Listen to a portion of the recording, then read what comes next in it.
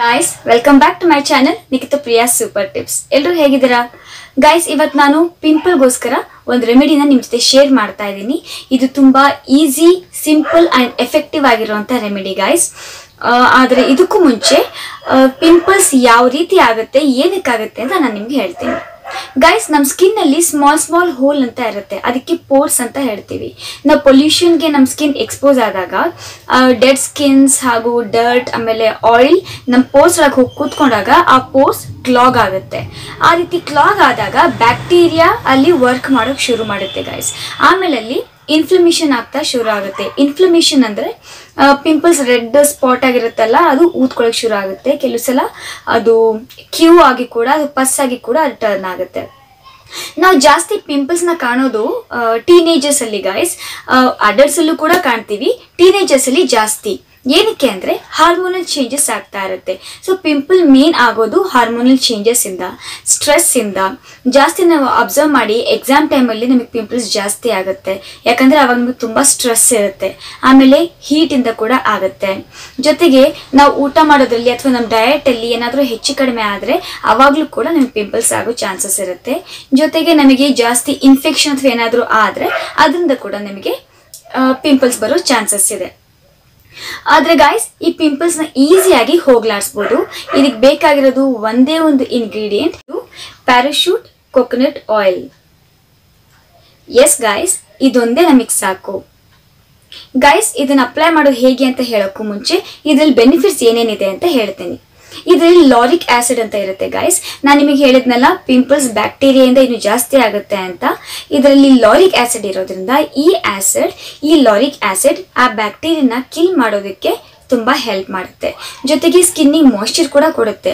ನಮ್ಮ ಸ್ಕಿನ್ ತುಂಬಾ ಮಾಯ್ಶ್ಚರ್ ಬೇಕೇ ಬೇಕು ಗೈಸ್. ಮಾಯ್ಶ್ಚರ್ ಇದ್ದಷ್ಟು ಇನ್ಫೆಕ್ಷನ್ ಫೈಟ್ ಮಾಡೋದಕ್ಕೆ ನಮ್ಮ ಸ್ಕಿನ್ನಿಗೆ ಕೆಪಾಸಿಟಿ ಬರುತ್ತೆ, ಆ ಶಕ್ತಿ ಬರುತ್ತೆ. ಇದರಿಂದ ಆ ಮಾಯ್ಶ್ಚರ್ ನಮಗೆ ಸಿಗುತ್ತೆ. ಅಷ್ಟೇ ಅಲ್ಲ, ನಮ್ಮ ಸ್ಕಿನ್ ಈವನ್ ಟೋನ್ ಆಗುತ್ತೆ, ಫೇರ್ ಆಗುತ್ತೆ. ನಮ್ಮ ಪಿಂಪಲ್ಸ್ ಇಂದ ಕೆಲವು ಬ್ಲ್ಯಾಕ್ ಮಾರ್ಕ್ಸ್ ಆಗಿದ್ರೆ, ಸ್ಕಾರ್ಸ್ ಆಗಿದ್ರೆ ಅದು ಕೂಡ ಹೋಗ್ಲಾಡ್ಸುತ್ತೆ. ಜೊತೆಗೆ ಡ್ರೈ ಸ್ಕಿನ್ ಇರೋರ್ಗೂ ಕೂಡ ಇದು ತುಂಬಾ ಯೂಸ್ಫುಲ್ ಗೈಸ್. ಈಗ ಇದು ಯಾರ್ಯಾರು ಯೂಸ್ ಮಾಡ್ಬೋದು, ಯಾರ್ಯಾರು ಇಲ್ಲ ಅಂತ ಹೇಳ್ತೀನಿ ಗೈಸ್. ನಾನು ಹೇಳಿದಾಗೆ ಈ ಆಯಿಲ್ನ dry skin, normal skin and combination skin ಅವರು ಯೂಸ್ ಮಾಡ್ಬೋದು. ತುಂಬ ಎಫೆಕ್ಟಿವ್ ಆಗಿ ಚೆನ್ನಾಗಿ ವರ್ಕ್ ಮಾಡುತ್ತೆ ಅವರಿಗೆ. ಆದರೆ ತುಂಬಾ ಆಯಿಲ್ ಸ್ಕಿನ್ ಇರೋರು ಇದನ್ನ ಸ್ಕಿಪ್ ಮಾಡಿ ಗೈಸ್. ಇದನ್ನ ಯೂಸ್ ಮಾಡೋಕೆ ಹೋಗ್ಬೇಡಿ ಈ ರೆಮಿಡಿನ. ಯಾಕಂದ್ರೆ ಇದರಲ್ಲಿ ಡಿಮೆರಿಟ್ ಕೂಡ ಇದೆ. ಇದು ಪೋರ್ಸ್ ನ ಕ್ಲಾಗ್ ಮಾಡುತ್ತೆ. ಕ್ಲಾಗ್ ಮಾಡಿದ್ಮೇಲೆ ಇನ್ನು ಪಿಂಪಲ್ಸ್ ಜಾಸ್ತಿ ವರ್ಸ್ ಮಾಡೋ ಚಾನ್ಸಸ್ ಕೂಡ ಇರುತ್ತೆ. ಅದಕ್ಕೋಸ್ಕರ ಜಾಸ್ತಿ ಆಯಿಲ್ ಸ್ಕಿನ್ ಇರೋರು ಇದನ್ನ ಯೂಸ್ ಮಾಡಬೇಡಿ. ನಿಮ್ಮ ಸ್ಕಿನ್ ಟೈಪ್ ಯಾವುದು ಅಂತ ನಿಮ್ಗೆ ಗೊತ್ತಾಗಲ್ಲ ಅಂದ್ರೆ ನಾನೊಂದು ವಿಡಿಯೋ ಅಪ್ಲೋಡ್ ಮಾಡಿದ್ದೀನಿ ಗೈಸ್, ಸ್ಕಿನ್ ಟೈಪ್ ಟೆಸ್ಟ್ ಮಾಡೋದು ಯಾವ ರೀತಿ ಅಂತ. ಅದನ್ನ ನಾನು ಮೇಲ್ಗಡೆ ಐ ಬಟನ್ ಅಲ್ಲಿ ಕೊಟ್ಟಿರ್ತೀನಿ, ಅಥವಾ ನಾನು ವಿಡಿಯೋ ಎಂಡಿಂಗಲ್ಲಿ ಕೂಡ ಕೊಟ್ಟಿರ್ತೀನಿ, ನೀವು ಹೋಗಿ ಅದನ್ನ ಚೆಕ್ ಮಾಡಿ.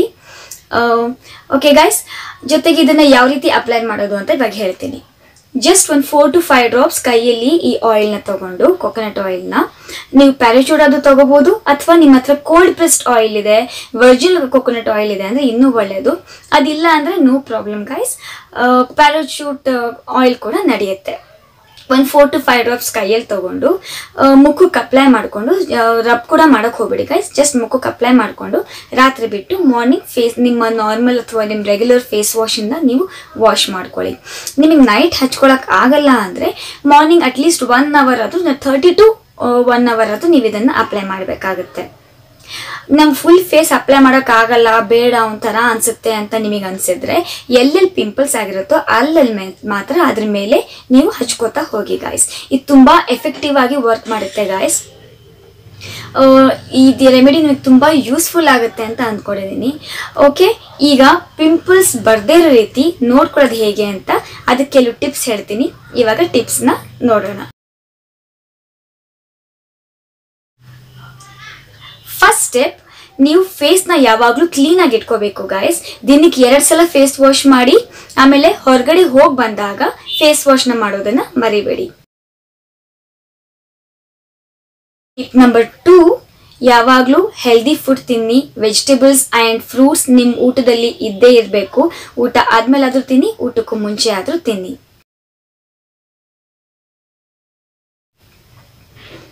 ಥರ್ಡ್ ಟಿಪ್, ಜಾಸ್ತಿ ನೀರು ಕುಡೀರಿ ಗೈಸ್. ಜಾಸ್ತಿ ನೀರು ಕುಡಿದಷ್ಟು ನಮ್ಮ ಬಾಡಿ ಹೈಡ್ರೇಟ್ ಆಗಿರುತ್ತೆ, ಸ್ಕಿನ್ನಿಗೆ ಮಾಯ್ಶ್ಚರ್ ನಮಗೆ ಪ್ರೊವೈಡ್ ಮಾಡುತ್ತೆ. ಇದರಿಂದ ನಮ್ಮ ಪಿಂಪಲ್ಸ್ ಅವಾಯ್ಡ್ ಮಾಡೋದು ಕೂಡ ನಮಗೆ ಹೆಲ್ಪ್ ಆಗುತ್ತೆ. ಟಿಪ್ ನಂಬರ್ 4, ನಾವು ಪಿಂಪಲ್ ಆದಾಗ ಕೆಲವರಿಗೆ ಅಭ್ಯಾಸ ಇರುತ್ತೆ ಅದನ್ನ ಮುಟ್ಕೊಳ್ಳೋದು, ಅವಾಗ ಮುಟ್ಕೊಳ್ಳೋದು, ಅಥವಾ ಕೆಲವರು ಅದು ಬೇಗ ಹೊರಟೋಗ್ಲಿ ಅಂತ ಅದನ್ನ ಪ್ರೆಸ್ ಮಾಡಿಕೊಂಡು ಸ್ಕ್ವೀಸ್ ಮಾಡ್ಕೊಂಡು ಹೊಡ್ಕೊಂಡ್ಬಿಡ್ತಾರೆ. ಆ ರೀತಿ ಮಾಡೋದ್ರಿಂದ ಆ ಪಿಂಪಲ್ ಒಂದೇನೋ ಹೋಗುತ್ತೆ, ಆದರೆ ಅದು ಇದನ್ನು ಜಾಸ್ತಿ ಮಾಡುತ್ತೆ. ಕೆಲವು ಸಲ ಜಾಸ್ತಿ ಮಾಡೋದ್ರ ಜೊತೆಗೆ ಅದು ಇನ್ನೊಂದು 2-3 ಪಿಂಪಲ್ಸ್ ಅಕ್ಕಪಕ್ಕ ಇನ್ನೂ ಜಾಸ್ತಿ ಹುಟ್ಕೊಂಡ್ಬಿಡುತ್ತೆ. ಯಾಕಂದರೆ ಇನ್ಫೆಕ್ಷನ್ ಆಗಿ ಹೋಗುತ್ತೆ ಗೈಸ್. ಅದರಿಂದ ಕಲೆ ಆಗೋದು ಜಾಸ್ತಿ. ಅದಕ್ಕೋಸ್ಕರ ಪಿಂಪಲ್ಸ್ ಆದಾಗ ಅದಕ್ಕೆ ಸುಮ್ಮನೆ ಬಿಟ್ಬಿಡಿ, ರೆಮಿಡೀಸ್ನ ಫಾಲೋ ಮಾಡಿ. ಅದನ್ನ ಬಿಟ್ಟು ಮುಟ್ಟೋದು, ಹೊಡ್ಕೊಳ್ಳೋದು ಅದನ್ನೆಲ್ಲ ಮಾಡೋಕ್ಕೆ ಹೋಗಬೇಡಿ. ಓಕೆ ಗೈಸ್, ನಿಮಗೆ ಈ ವಿಡಿಯೋ ಇಷ್ಟ ಆಗಿದೆ ಅಂತ ಅಂದ್ಕೊತೀನಿ. ಇವತ್ತಿಗೆ ಈ ವಿಡಿಯೋ ಇಷ್ಟ ಆಗಿದ್ರೆ ಸಬ್ಸ್ಕ್ರೈಬ್ ಮಾಡಿ ನನ್ನ ಚಾನಲ್ನ, ನನ್ನ ವಿಡಿಯೋನ ಲೈಕ್ ಮಾಡಿ, ನಿಮ್ಮ ಫ್ಯಾಮಿಲಿ ಆ್ಯಂಡ್ ಫ್ರೆಂಡ್ಸ್ ಜೊತೆ ಶೇರ್ ಮಾಡಿ. ಮತ್ತೆ ನೆಕ್ಸ್ಟ್ ವಿಡಿಯೋದಲ್ಲಿ ಸಿಗ್ತೀನಿ. ಅಲ್ಲಿವರೆಗೂ ಹ್ಯಾಪಿ ಆಗಿರಿ, ಗ್ಲೋಯಿಂಗ್ ಆಗಿರಿ, ಬ್ಯೂಟಿಫುಲ್ ಆಗಿರಿ. ಬಾಯ್.